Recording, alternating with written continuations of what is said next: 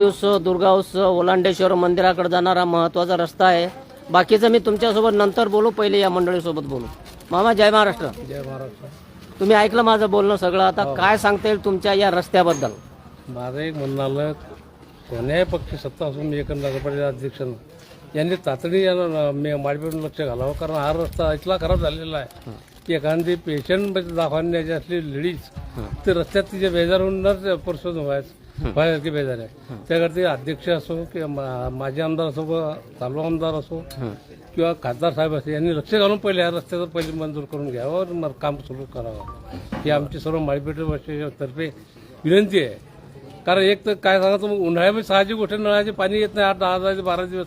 आता बरसात बी लागून पावसा बी लागून 10 दिवस पाणी येत नाही. याची बी खंत आहे नगरपालिकेची की नगरपालिका लक्ष घालणार कोण आहे, लक्ष या नगरपालिका जबाबदार व्यक्ती कोण आहे हे समजेल, काळ समजायला लागलं. किंवा नगराध्यक्ष असतील किंवा शिव असतील यांनी बी त्या समस्याकडे लक्ष द्यावं ही आमची सर्वांची इच्छा आहे. तुमचे शिंदे शिवसेना पक्षाचे बांधकाम सभापती आहेत सुरेश तात्या वाळूकर, बांधकामचा विभाग त्यांच्याकडे येतो. बरोबर आहे. नगरपालिकेमध्ये जे उपाध्यक्ष आहेत सत्तेमध्ये आलिमभाई ताहेर हे तुमच्या प्रभागातच येतात. दोन्ही बाजू तुमच्या प्रभागात, एक सत्तेमधले येतं, एक बांधकाम येतं, तरी सुद्धा मार्ग निघून न राहिला. काय सांगते? कारण काय झालं आता, त्यावेळी उभाटा गटाकडे सत्ता नव्हती. आता बहुमत काँग्रेस झाल्यामुळं सुरेश तात्या असो किंवा विरोधी शिवसेनेतले मेंबर असो यांचं कोणी सुनत नाही ना, यांचं कोणी ऐकत नाही. आली मेंबर असतील त्यांनी त्यांच्या भागातले पाईपलाईन करून घेतले, रोड केला त्यांनी. राहिलेला थोडसा कोपऱ्यात ती करतील किंवा नाही करतील त्यांचा प्रश्न आहे. पण त्यांनी यांनी करावं पाहिजे उपाध्यक्षांनी की बा हा माळीपेठचा रोड आहे, हा सर्वांना जाणार करता आहे. हिंदू मुस्लिम सर्वच जातात त्या रोडला. कोणी असं कोणीही एक समाज कोणती जात नाही, लोक जात नाही ना. बरोबर आहे की त्यांना या लोकांनी बी मतदान केलेलं असते, केलेलं आहे.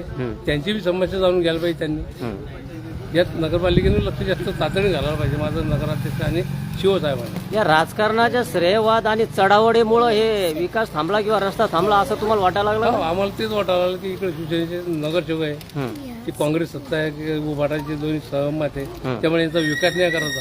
पण त्यांच्याही पक्षाचे लोक मतदान भेटलेले आहे, उभाटा गट असो काँग्रेस असो, यांनी त्या माध्यमातून याचा विकास केला पाहिजे, आमचं हे म्हणणं आलं. बरं, आता राजकारणाचा भाग बाजूला ठेवू. मी तुम्हाला पहिलेच सांगलं की राजकारण हे चालू राहणार. बरोबर आहे. नगरपालिका हे नागरिकाला मूलभूत सुविधा देण्यासाठी नगरपालिका असते.